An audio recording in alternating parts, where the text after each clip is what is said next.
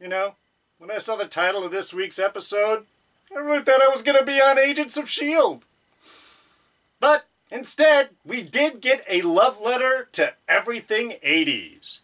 On this week's Agents of S.H.I.E.L.D. Season 7, Episode 7.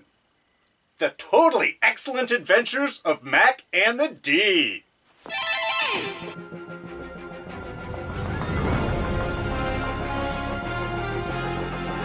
Hey everyone, Dee here, and welcome to this week's review of Agents of S.H.I.E.L.D. So, as always, spoilers coming your way, and do want to remind you about our quick jump index system right in the description below. Whole review broken down into easily bite-sized chunks, titleized, time-stamped. You can jump to the end of the review first, you can watch the beginning last. You can watch this review in any order you'd like.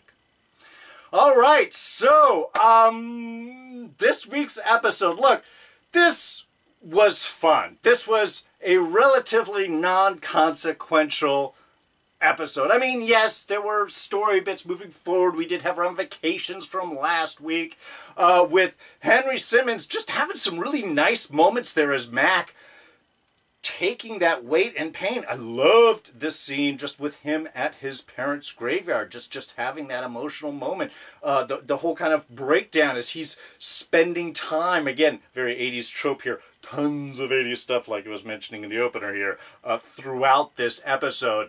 The time trope as he's aging, the beard's getting longer, and I mean, it was a sort of a great setup for then, like I said, what dives into just one reference after another. Once we get through that kind of emotional beat, which was really the only main kind of chunky movement outside of the time stream getting back to Sybil by the end, or Nathaniel.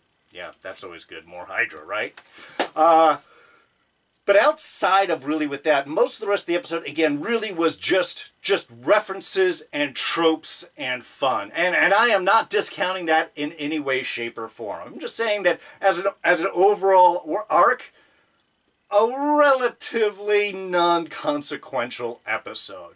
But sometimes you just want to have fun. You got to take care of a few little meaty chunks, but really, you just want some playtime. And that's really what this was.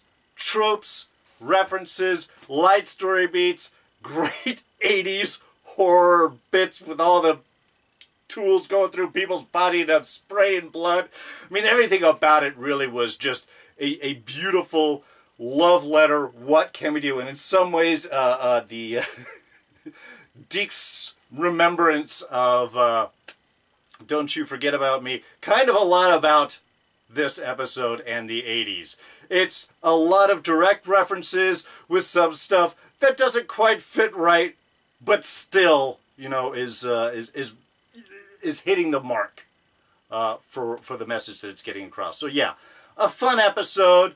Takes care of some meat for Mack here on dealing with the emotional bits. We do get Deke being very strong, and something I loved seeing in this episode is just really seeing how dedicated Deke is to friendship and what he understands about sacrifice. And even through it all, while he is not a trained agent, again, just recruited, not really trained, working off of his own stuff, he has that heart and dedication. And I love that they gave Jeff Ward some meat here as well to grab on and to tighten down on that and just remind Mack that, yeah, Deke may not be the bestest agent in the world, sure, but his heart's there, he's dedicated, he knows what friendship is, and he knows that when people need time, you give them time. And I really loved, again, getting a little bit more of a fleshed out bit for Deke.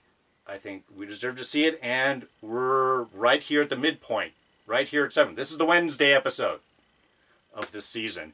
It's all downhill, so I think from the previews that we could see, the action and intensity ramps up starting next week and probably is nonstop towards the end. Alright, so let's just jump right into it. Our Scene of the Week! For this week, we got a main scene and a couple of runners-up. I'm going to just sort of include them all in this bit. Look, There is no other choice. It's the bar scene. It is Don't You Forget About Me. It's Deke going full 80s. We had everything beautiful and 80s dropped right here in this scene. Deke pulling off a decent cover of the song. All of the feels in with that. The fact that, again, it is Deke doing what he does, taking bits of the future and repurposing them for himself. Mack was right to be a little upset with him, and that was an important character move later on, for sure. But again, this is Deke where he is, especially when it starts off with the whole, this is my song, I wrote this.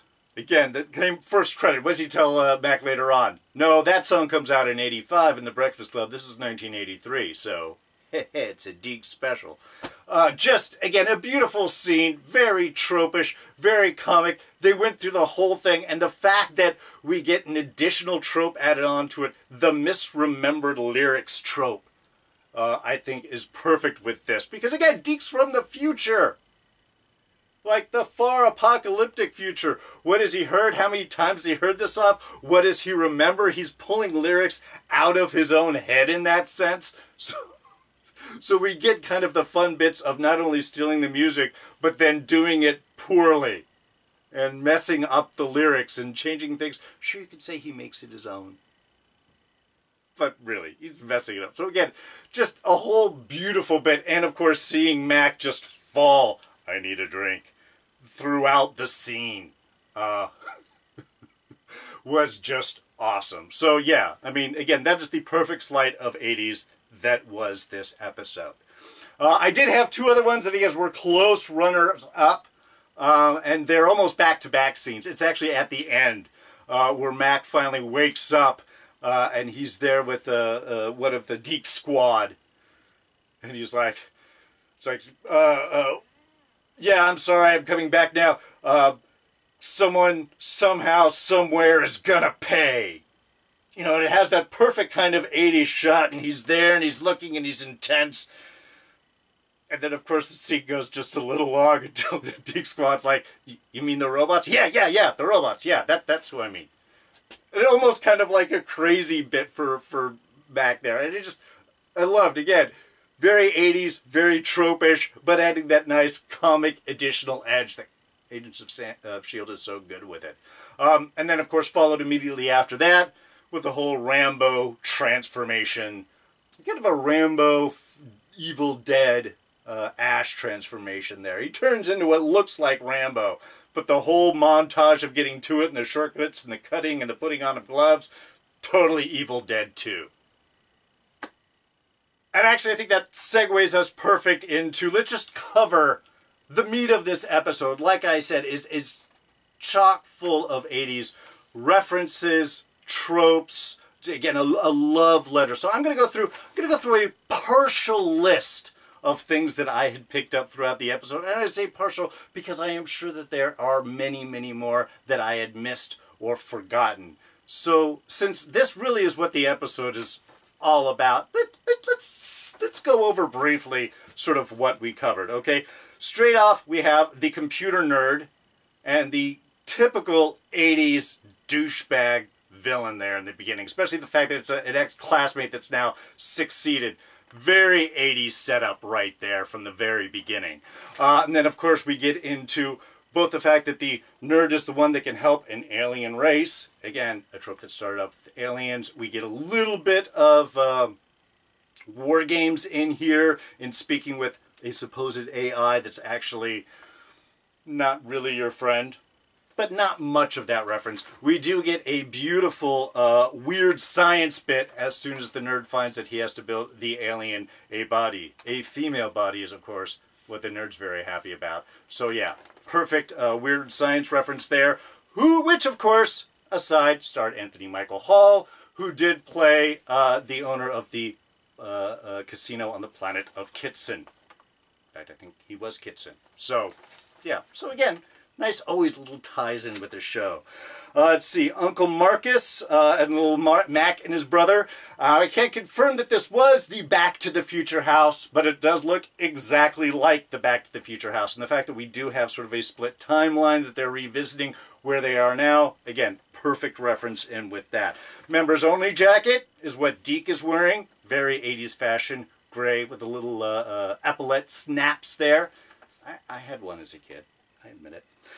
This Swayze bar, Patrick Swayze. Do we have to say any more on that? Then, of course, yeah, we had the music. We had Simple Minds right there, misremembered with the misremembered trope, of course. I think there was Here I Am Again was referenced before. We had a few 80s classic references that apparently seems to be on Deke's set. The alien robot, of course, has your classic Cylon eyes. Also, though that was sort of late 70s, 80s, that would be Kit and Knight Rider. Same thing, the scan in the front of the car had the Cylon sort of back and forth bit. Same sound, too. Let's see. Then the team was introduced. Teams are classic 80s bits. The ragtag group of nerds, especially that Deke assembles. Perfect for the 80s. The font used in introducing all of them, straight out of the A-Team. Let's see, the Chang Gang. Now, I don't think the brothers were originally. I think that's really more of a tribute to our S.H.I.E.L.D. brothers. God, Kopex. God, his name is leaving me right now. Anyway, you guys know who I'm talking about. I think that the twins are more of a reference to that. But we do also have some twins, some brothers references. I'm thinking of Better Off Dead. We had the brothers that could only speak, learned English by watching Wide World of Sports, could only talk like Howard Cosell. But that was only one of the brothers. So that might be a reference, but the group nerd completely. Olga Pachenko, however, a total reference. The Russians were the bad guys in the 80s. So you also had a lot of foreign exchange students in here. Again, another Better Off Dead reference right there. The fact that she looks exactly like Brigitte Nielsen is not a mistake. And on top of that, she also didn't speak English. And again, the foreign exchange visitor that can't speak English but still has to become a valued member of the team. Very 80s on top of that. I know, I'm going a while, but I'm not even, I'm a little over halfway through here. Coulson, of course, as Max Headroom. Perfect 80s reference right there. We had, of course, the nerd team stuff, especially the trope of the mission that fails initially and then succeeds right afterwards, doing almost the exact same things. But what did they need to learn? Confidence and teamwork. They needed to believe in themselves. Which, again, another whole trope that this is all about. Oh, sweatbands, wristbands. Yeah, for the hands in. Yeah, very, very 80s. All of the horror stuff, as I mentioned before, complete 80s. The robot, the spurting of blood, the cuts, the little zooms in. The camera work completely is all 80s references throughout the whole episode. We had, of course, Exterminate, Doctor Who, which is not 80s. It's actually been around since the 60s and even up until now. Doctor Who is timeless, much like the Time Lord himself, but became a little big in the 80s here, and who doesn't love a Doctor Who reference? Mack has two lines. One, and when I talked about the scene of the week, the Someone's Gotta Pay, and also after they destroy what they believe to be the Sybil bot, when he says more metal for the scrap heap.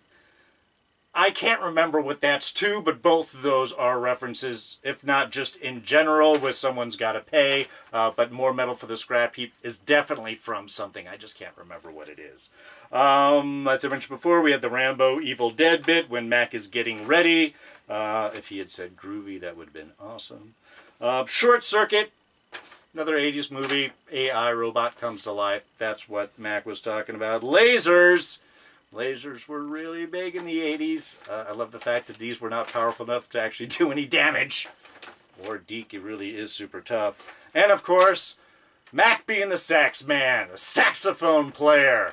really big. Still Believe, think about that, from Joel Schumacher, may he rest in peace. The Lost Boys reference. Also, when we had from the Eagles, what's his name? We had a lot of sax stuff. I can't remember all the things right now, but yeah, so big 80s things. So yeah, that's only a partial reference of what we had. That's the whole episode, man. It was great. Glenn Fry. That's it. You Belong to the City. Loved that when I was a kid. Great sax guy in his band. That's it. Alright, just a couple of small things. One, Mack likes doing model building. And I think we had a few references there. Now, the model he's building, the 67 Corvette, I believe Lola was actually a 62. But it does look just like Lola, and who knows, maybe you can't get a model of a 62 Corvette. I don't know. However, also he's painting a Charger afterwards. Looks very much like the 69 Charger Lucy that Ghost Rider drove. The last one I think is a van, which I don't know if he was doing the A-Team van. For some reason it reminded me, since we had characters, of Sky's initial van. So quite possibly just cars out of the past of S.H.I.E.L.D. That's what it felt like. A lot of time spent for that kind of beard growth. I believe it was about a year before Mack went and connected back up with Deke. I love the little timelines and sort of seeing as the beard grows and the seasons change, and then it's the new year, it's 83, and then more time. I'd say it's about a year until sort of Mack snaps out of it. Rough guess. But 20 months, all told, until May and Yo-Yo actually return through the time jump to pick up Mack and Deke. And I do love, but by the end of it, even though Deke had sort of turned the base into a little bit of an 80s party den, by the time May and Yo-Yo show up, Mack back as director, the place is cleaned up, and even the team is all suited, looking nice, looking professional. You can see that Mack has done his work in the interim, forming a new S.H.I.E.L.D. team here. Love the greeting with Yo-Yo and Mack, by the way. Love the hug. Love the kiss. They were just waiting for each other. All that extra crap is gone. I think it was awesome. And Mack's little message back when I was worried about you. I'm doing better. But I had friends. You know, I mean, it was a perfect summation right there. One reason that there wasn't a whole lot of heavy weight, I think, with this episode, outside of the fact that, yes, the preview for next week's episode did leak, so we kind of knew that the team was going to get back together. But the fact that the episode opens up with May interviewing Deke, trying to get the story of what had happened. That is one thing that, at least, very least, that you know that by the end, everybody gets back together, and it's all good for the most part. That wasn't a heavy bit. I mean, May's always heavy, especially this season. But like I said, starting that out, I think, cut out any concern or fears that there was going to be anything heavy or lost in this episode. It was just a summation of what happened. Did really appreciate that Mack asked the important question as soon as they were stranded, like, why did the ship jump? I thought that when Coulson exploded the time ship, that it was all going to be gone. I love the fact that he asked that important. And, of course, I totally understand his frustration. The past is sacred. You know, when you lose your family, you're going to react strongly. I get that. And evidently, apparently, it was the explosion probably sent out waves of information, and that is how both Sybil got into the electrical system of River's Edge there and into Douchebag's computer, same way that Coulson ended up in a hard drive himself. I guess the explosion sent the data out, and because we, at that time, had technological devices that might be able to capture and or process that data as primitively as it is, that's how they survived. That's it. That's all I got for you. And science magic happened. Ooh, alien science magic. Alright, so despite the assault on the lighthouse, or the seemingly successful fighting off of the assault on the lighthouse, Sybil did manage to have the little mini-bot steal the time stream, or time stream connector, whatever the device is. I don't think it's the whole time stream. That's really more of an esoteric idea. And gets it back to Nathaniel of Hydra. So not the last that we have seen Nathaniel. Obviously, he survived his encounter with Quake. How much of those powers he retains, I'm guessing none, that was kind of a one-off thing. I certainly hope so. It shouldn't be that easy to steal powers from people. But that does set us up for some definitely excitement, again, coming in to the back end. Nathaniel, I love as a new villain. The character is awesome. He's dark, and he doesn't make excuses. And from a villain standpoint, I kind of love that. That's what I want in my antagonist. So yeah, very excited about what's going to happen. And like I said before, this is the hump episode. This is number 7, so it is all downhill from here. We are shooting in towards the end. Looks like we are heading to Afterlife, which is why it's before after the title of the episode. And Jiang trying to see what's going on with Yo-Yo's powers, and of course, we do know the whole Whitehall-Zhang connection. So this is going to get real interesting. I think I'm very excited, and stuff is definitely cranking going forward. So, thank you so much for joining me with this review, and we're going to go ahead and wrap things up. If you did enjoy the review, you know, as always, please go ahead and hit that like button. Thoughts, ideas, and comments, section below. What do you guys think about this episode? Was it just sort of a one-off? Do you feel that something real important was there? Is it something you could forget? Or was it really just kind of a blast to have a couple of actors, have a fun little storyline? Let me know what you guys thought of this episode. Throw those down in the section below. You can always catch me on Twitter and Instagram. I am at Darren Jakes. Thank you to everyone that joined us last week live on Fans of S.P.O.I.L.E.R.S. We had Frank Cardinal, we had The Rich Room, and we had Corey being able to come up onto the show, ask questions, be part of the chat. It was a blast. Really enjoyed doing it, so we will definitely be doing it again, probably around the season finale. So keep an eye open for that. But as usual, there's so much more to talk about, and we will be doing it this Friday on Fans of S.P.O.I.L.E.R.S. 7 o'clock Pacific, 10 o'clock Eastern, 9 Central.